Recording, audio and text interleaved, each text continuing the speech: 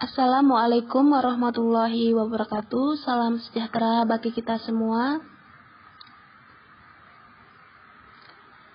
Bertemu lagi sama Ibu Putri Eka Susanti.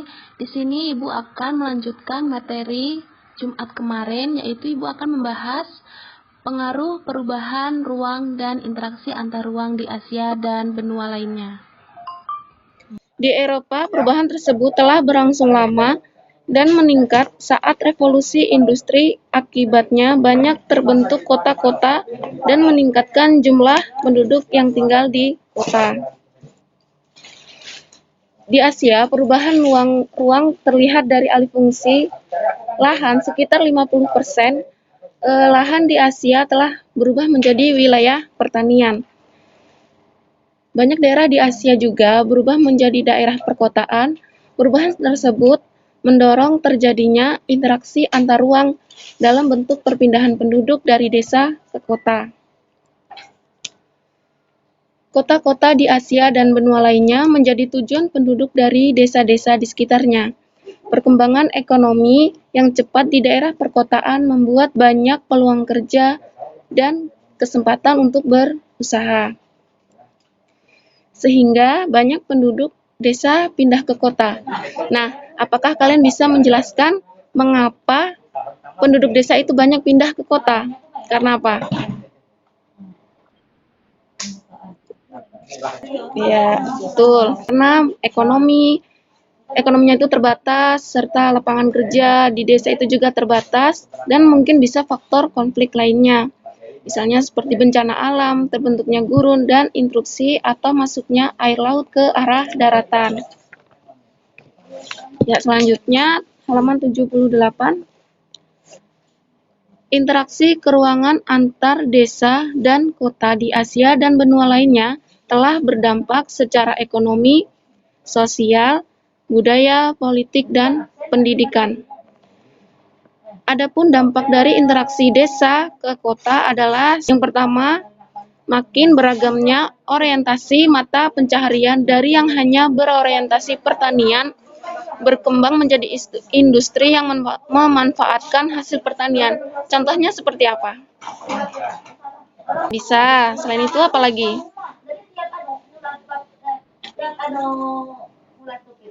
Kan jenis pertanian itu banyak kan ya, seperti padi kan. Ya, bisa. Selanjutnya nomor 2, makin meningkatnya produktivitas pertanian dan adanya teknologi tepat guna atau cara bertani yang lebih maju. Selain alat membajak sawah, itu kan bisa juga alat yang mesin untuk waktu panen. Jadi mereka tidak menggunakan tenaga manusia lagi, jadi cepat dan produktivitas untuk pertanian. 3, makin baiknya sarana transportasi antara desa dan kota sehingga memperlancar mobilitas penduduk maupun barang dari desa ke kota atau sebaliknya.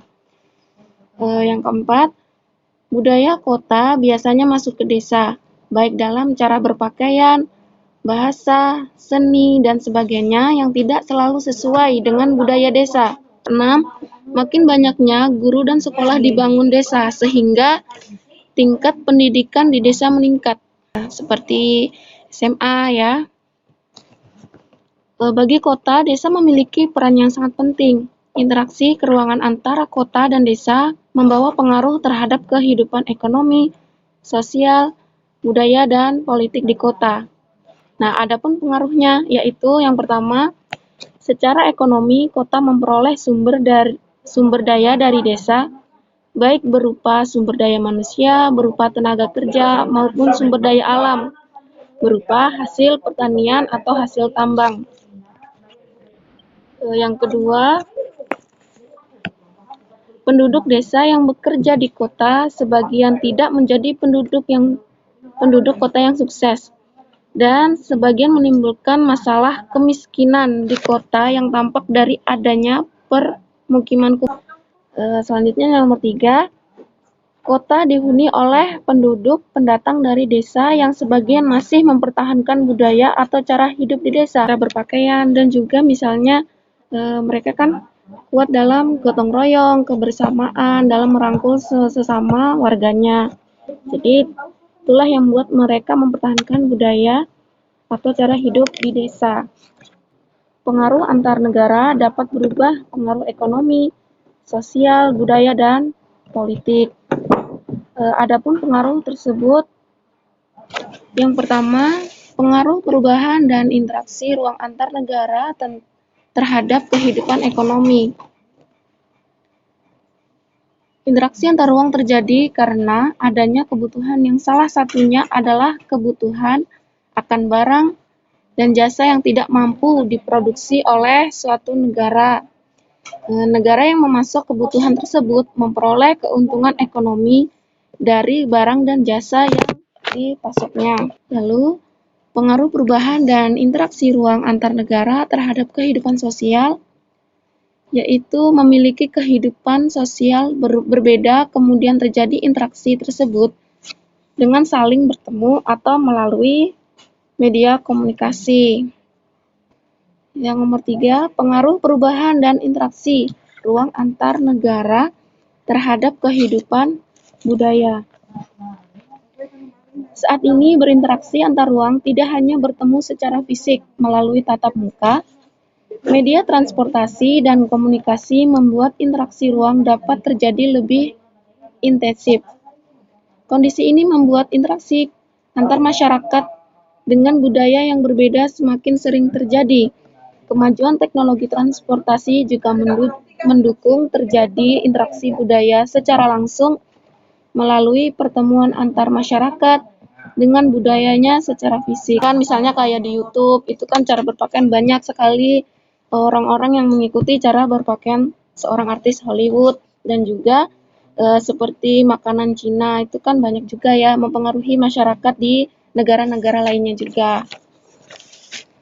Lalu yang keempat, pengaruh perubahan dan interaksi ruang antar negara terhadap kehidupan politik.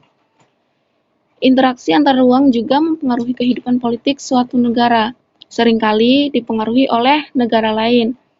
Sistem pemerintahan dan sistem demokrasi yang dipilih banyak negara saat ini adalah hasil pengaruh dari negara lain yang lebih dulu mengembangkannya. Walaupun ada penyesuaian, tetapi secara umum biasanya mengacu pada sistem pemerintahan dan demokrasi negara tertentu. Contohnya kan seperti pertikaian antara Israel dan Palestina, itu mempengaruhi kebijakan pemerintah dalam melakukan hubungan dengan Israel maupun Palestina. Jadi masyarakat Indonesia itu juga seringkali melakukan protes terhadap Israel karena adanya tayangan kekerasan Israel terhadap Palestina. Lalu yang kelima, pengaruh perubahan dan interaksi ruang antar negara terhadap pendidikan.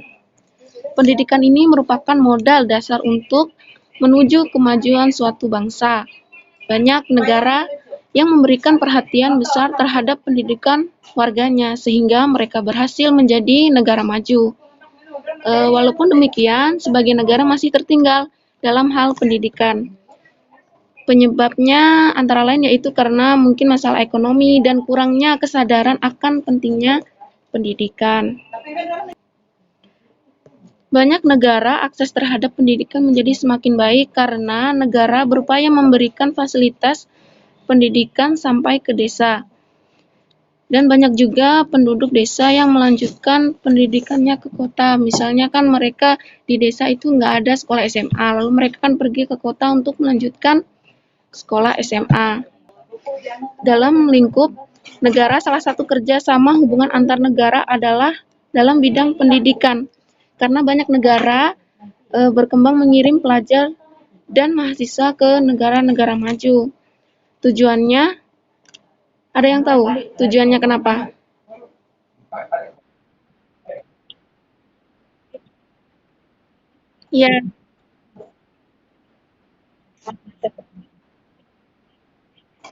Ya, tujuannya meningkatkan kualitas sumber daya manusia di negara-negara berkembang.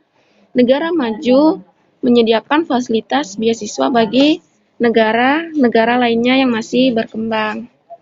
Sampai sini ada yang masih belum paham tentang pengaruh perubahan ruang dan interaksi antar ruang di Asia dan benua lainnya. Gak ada yang bertanya ini. Kalau tidak ada yang bertanya, jadi Ibu yang bertanya ya. Siapa yang bisa menjawab?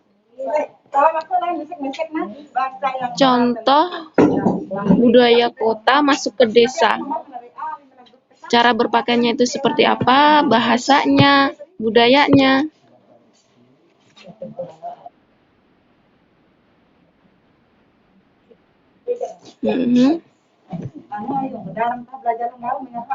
Budayanya juga kuat ya, mempertahankan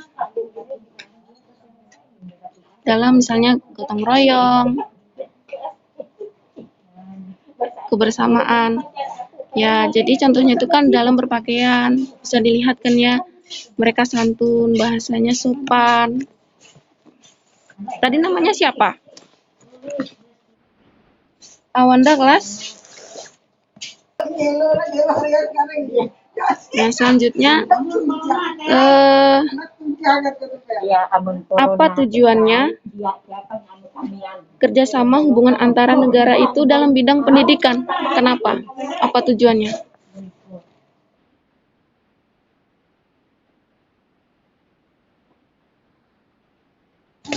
Ya, tujuannya adalah untuk meningkatkan kualitas sumber daya manusia di negara-negara berkembang. Namanya siapa? Kelas? Ya. Karena sudah jelas semuanya dari Ibu Sarakit maupun dari saya.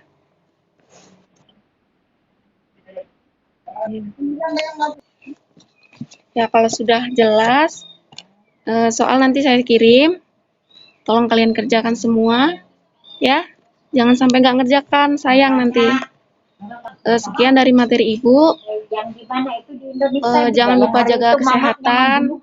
Jangan lupa bawa masker mana-mana ya. Kalau misalnya bepergian, jangan lupa pakai masker. Wassalamualaikum warahmatullahi wabarakatuh.